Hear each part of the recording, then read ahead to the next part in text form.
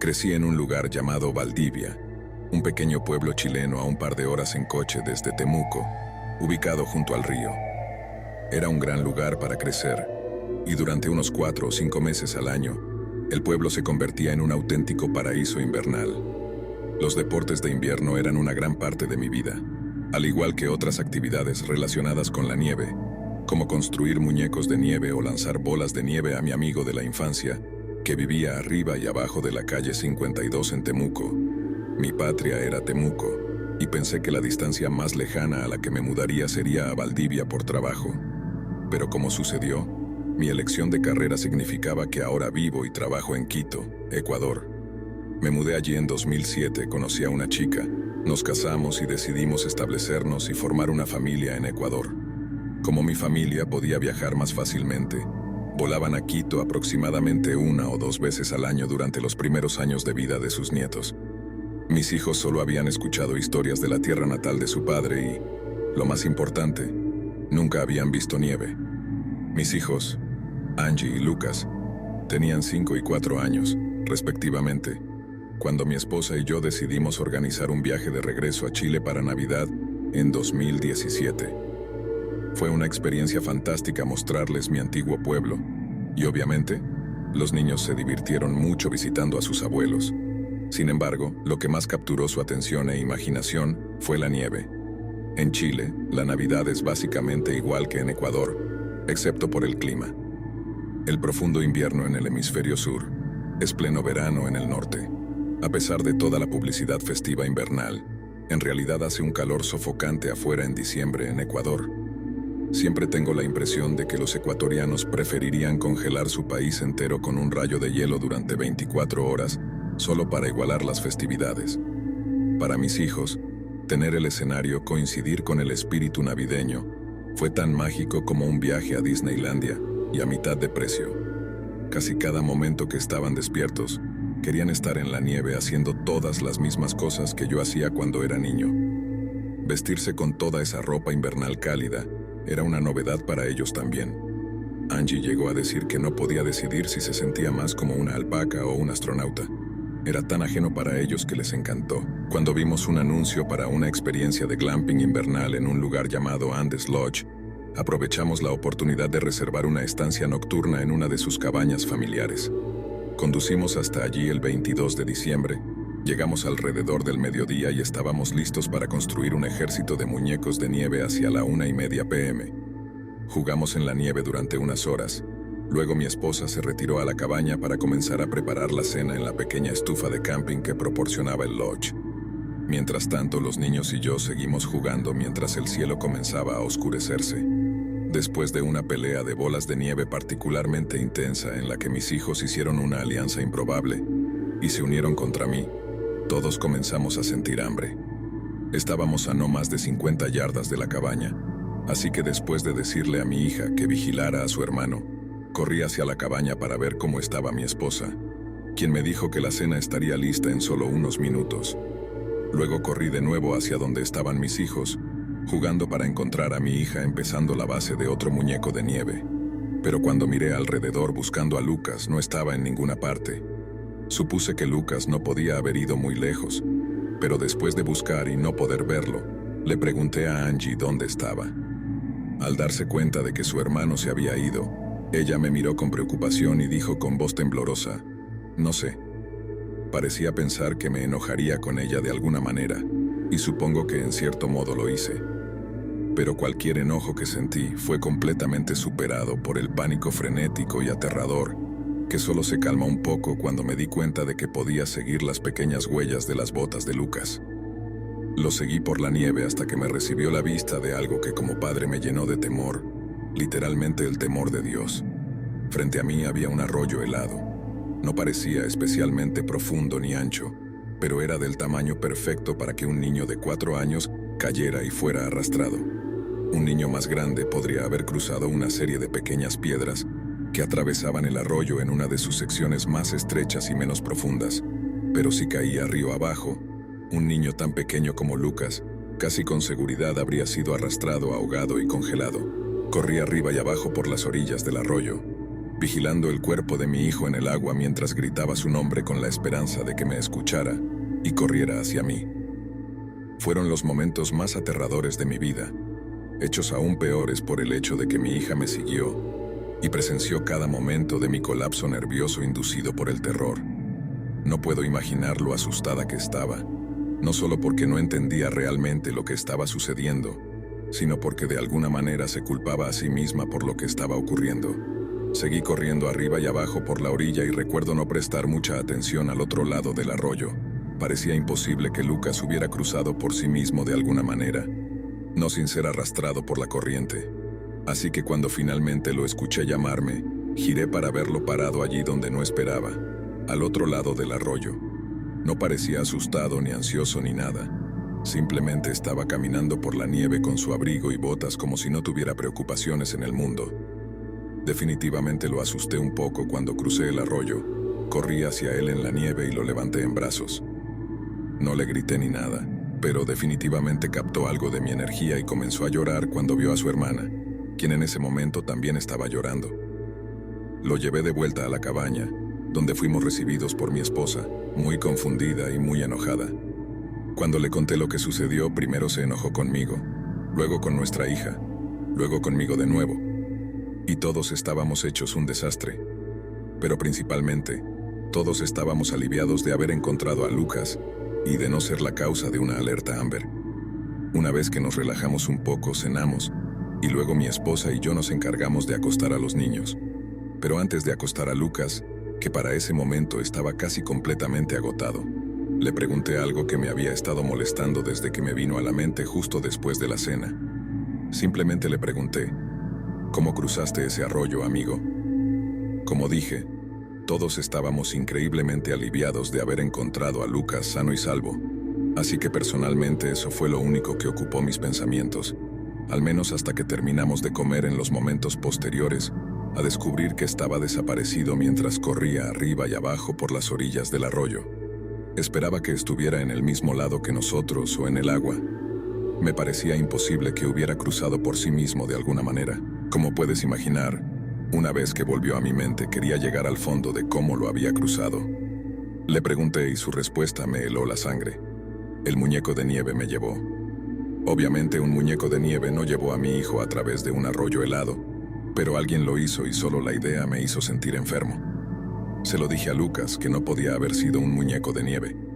Luego pregunté nuevamente, de una manera muy delicada, si el muñeco de nieve del que estaba hablando era en realidad una persona con mucha ropa blanca o tal vez alguien con nieve caída en el pelo o los hombros de su chaqueta.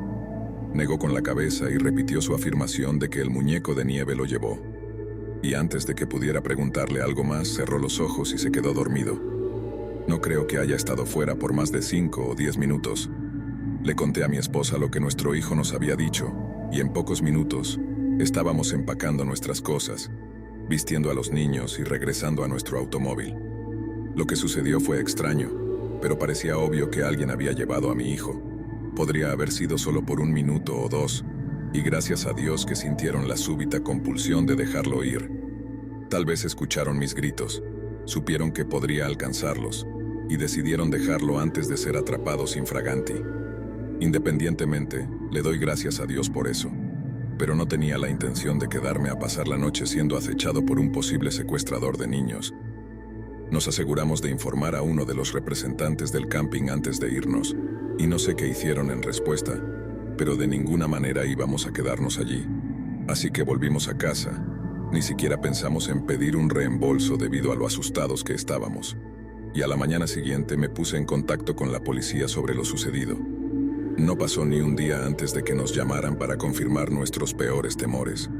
En el lado opuesto del arroyo, acompañando las huellas más pequeñas de mi hijo, había un conjunto de huellas mucho más grandes que estoy bastante seguro de que fueron dejadas por su posible secuestrador. Lucas más tarde dijo que sí, la persona que lo llevó llevaba un sombrero blanco o al menos ropa de color claro, y que después de llevarlo por el bosque durante 1 minuto o 2, simplemente lo dejaron y se fueron. Lucas luego me escuchó gritar y se dirigió en la dirección de mi voz, momento en el que nos volvimos a reunir. Le pregunté a Lucas si el hombre le dijo algo y dijo que no. Le pregunté si tenía miedo y extrañamente también dijo que no. Mi hijo no era exactamente un niño confiado o gregario. No era como él permaneciera calmado si lo recogía o le hablaba a un completo desconocido. Pero cuando le pregunté si lloró, gritó o luchó cuando este completo extraño apareció de la nada y lo levantó de la nieve, Lucas volvió a decir que no. Tal vez pensó que era yo. Tal vez lo arrastraron por lo mágico y ajeno del paisaje allí en el bosque. Tal vez simplemente estaba cansado y por eso no se asustó y comenzó a gritar. Pero cuando pienso en este desconocido arrebatando a mi hijo y él ni siquiera emitiendo un gemido, me da escalofríos.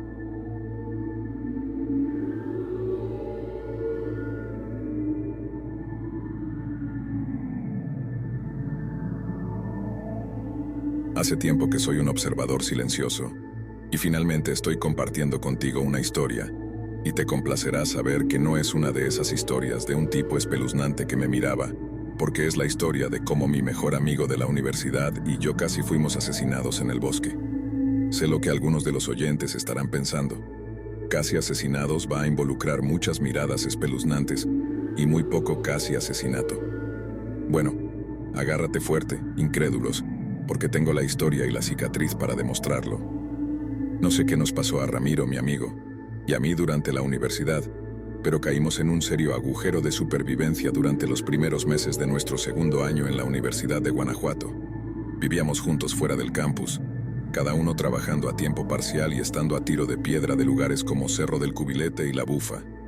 Nos metimos cada vez más en el senderismo como una forma de hacer ejercicio y desahogarnos. Ya habíamos practicado senderismo durante nuestro primer año cuando vivíamos en el campus. Sin embargo, una noche, alrededor de mediados de octubre, vimos una película llamada En la mira de los asesinos, que trata sobre un equipo de excursionistas mexicanos cuyo campamento es atacado por desconocidos armados. Los sobrevivientes heridos y asustados se ven obligados a huir y esconderse para sobrevivir, y la tensión que experimentan les permite ingeniar su propio escape. Es una película impresionante y basada en hechos reales, lo que capturó aún más nuestra imaginación. No pudimos evitar preguntarnos qué haríamos en esa situación, pero principalmente discutíamos qué tan hambrientos tendríamos que estar antes de que comer a nuestros amigos muertos se convirtiera en una opción. Obviamente, eso no era algo que pudiéramos o quisiéramos poner a prueba, pero podíamos hacer lo siguiente mejor y dirigirnos a las montañas durante las nevadas intensas e intentar acampar una noche o dos solo para ver si podíamos manejarlo. Ahora viene la parte en la que te digo que no intentes esto en casa. Acampar en la naturaleza ya es arriesgado en el mejor de los casos, pero hacerlo durante el invierno es una idea extremadamente temeraria. Naturalmente, Ramiro y yo, siendo estúpidos universitarios, decidimos que era una idea increíble y comenzamos a organizar un fin de semana de camping para después de las vacaciones. Seguimos planeando durante la Navidad y el primer fin de semana después de regresar a la escuela. Conducimos hasta el Parque Nacional Nevado de Toluca para estacionar el auto y nos aventuramos en el bosque nevado en dirección al Pico del Águila. Debemos haber caminado un par de millas antes de encontrar el lugar perfecto entre los pinos, donde nos sentamos y comenzamos a despejar espacio para acampar. No te aburriré con una descripción detallada de lo mal que fue acampar en esas condiciones, pero fue un infierno. Todo permanecía húmedo todo el maldito tiempo, así que apenas podíamos mantener el fuego encendido y apenas dormimos. Fue tan duro que decidimos empacar y marcharnos alrededor de las 6:30 o 7 a.m. para usar la primera luz para navegar de regreso a nuestro vehículo y salir de allí para tomar unas duchas calientes. Utilicé mi Jetboil. Si no tienes uno, consigue uno, para hacer café de manera segura dentro de la tienda. Y una vez que estábamos todos calentitos y con cafeína, comenzamos a empacar nuestras cosas. Ramiro terminó de hacerlo quizás 1 o 2 minutos antes que yo. Luego abrió la solapa de la tienda y me dijo que iba a orinar. Yo seguí, todavía medio dormido, y continué con lo que estaba haciendo. Unos momentos después, Ramiro regresa. Se agacha junto a la entrada de la tienda y me pregunta si mi cuchillo está al alcance de la mano. Lo primero que pensé fue que había visto un oso o algo así, ya que a veces despiertan de la hibernación temprano y, como no hay comida alrededor, representan un gran peligro para los campistas. Pero cuando le pregunté a Ramiro cuál era el problema, él simplemente dijo que había un tipo que nos estaba mirando mientras orinaba. Estaba tan aliviado al escuchar que no era algún oso psicópata hambriento que la idea de que fuera solo un tipo casi me hizo reír, y que si algún excursionista madrugador le había lanzado una mirada desaprobadora mientras convertía la nieve en amarilla. Gran cosa. Comencé a reír y le pregunté si eso era todo lo que le asustaba. Luego Ramiro me dice que el tipo tenía un arma. Esto tampoco me asustó porque sí, el tipo estaba extremadamente fuera de temporada para cualquier cosa que no fuera quizás un alce o un borrego cimarrón. Pero si todos sufrieran un ataque al corazón cada vez que ven a un hombre armado en México y las montañas, todo el país estaría en soporte vital. No sé si estaba demasiado cansado, demasiado frío o demasiado desesperado por salir de allí, pero simplemente no podía detectar la gravedad de la situación. Tal vez Ramiro lo estaba haciendo mal al explicarlo, o no sé, pero mi punto es que simplemente me quedé allí confundido, cuando realmente deberíamos haber estado corriendo. Lo siguiente que supe es que Ramiro se dio la vuelta y miró en la otra dirección, y lo escuché gritar antes de volver y decirme que saliera de la tienda. Ni siquiera había terminado de empacar, pero salí de la tienda como él me dijo, y finalmente me enfrenté a la vista que había asustado tanto a Ramiro. Era un cazador solitario con un pasamontañas que le cubría completamente la cara. No dijo nada mientras nos levantábamos y retrocedíamos alejándonos de él y de la tienda. No recuerdo exactamente qué dijimos, pero fue algo así como: «Oye, no queremos problemas, lo siento si estamos invadiendo, no lo sabíamos, nos vamos». Seguimos hablando, y aún así este tipo no dijo ni una palabra. De repente levanta su rifle y apunta hacia nosotros. Lo que sucedió a continuación es un poco confuso. Solo recuerdo verlo levantar el arma. Luego ambos nos dimos la vuelta y corrimos como si nuestras vidas dependieran de ello. El primer disparo fue lo más fuerte que había escuchado en mi vida, como un eco a nuestro alrededor, mientras corríamos por el bosque, lejos de nuestro campamento. Se sintió como una eternidad entre el primer y el segundo disparo, y recuerdo pensar: está apuntando en cualquier momento y estoy muerto. Luego, bang, disparó y sentí algo golpear la parte posterior de mi muslo izquierdo. Me sentí caer y medio esperaba que mi pierna simplemente dejara de funcionar, pero no fue así. Me levanté por mí mismo, ni siquiera con la ayuda de Ramiro, y seguimos corriendo entre los árboles. Sabía que me habían alcanzado no solo por el impacto inicial del fragmento de bala en mi pierna, sino también por lo caliente y frío que se sentía en la parte posterior. La sangre caliente se derramaba por mi pierna, y debido a lo rápido que corría, el aire frío la hacía sentir fría también. Fue una sensación extraña, y no es algo que quiera volver a experimentar. En resumen, llegamos abajo de la montaña después de que el cazador no pudo conseguir otro disparo sobre nosotros. Nos perdió de vista o decidió huir del área antes de que pudiéramos conseguir a alguien para llamar a la policía. Decir que me libré con suerte sería el eufemismo del siglo. Sí, me habían alcanzado, pero no por una bala entera gracias a los pinos. El cazador tuvo problemas para obtener un disparo claro, y el segundo disparo golpeó un árbol, haciendo que un trozo de la bala barata y de mala calidad se partiera, y básicamente me cortara la parte trasera superior del muslo mientras corría a toda velocidad por la nieve. El médico dijo que si la bala hubiera golpeado el árbol de una manera ligeramente diferente, o si hubiera estado corriendo un poco más lento, el fragmento se habría incrustado en mi muslo, cortando mi arteria femoral, y habría muerto en cuestión de minutos. Pero no sucedió, y honestamente traté de no pensarlo demasiado porque reflexionar demasiado sobre ello trae algunos miedos serios. Al igual que esa sensación de calor y frío que preferiría no volver a sentir en el futuro cercano, o mejor aún, nunca. En cuanto al tipo que disparó, la policía interrogó a algunos cazadores, pero nunca hicieron arrestos ni acusaron a nadie de casi matarnos en la montaña. Si me preguntas, creo que el tipo solo era un cazador. No creo que saliera buscando dispararle a la gente, pero creo que era simplemente un psicópata que pensó: sin testigos, ¿por qué no? Supongo que hay personas que quieren saber qué se siente al matar, y no estoy diciendo que todos los cazadores piensen así. Obviamente no me malinterpretes. Solo estoy seguro de que al menos uno de ellos lo hace.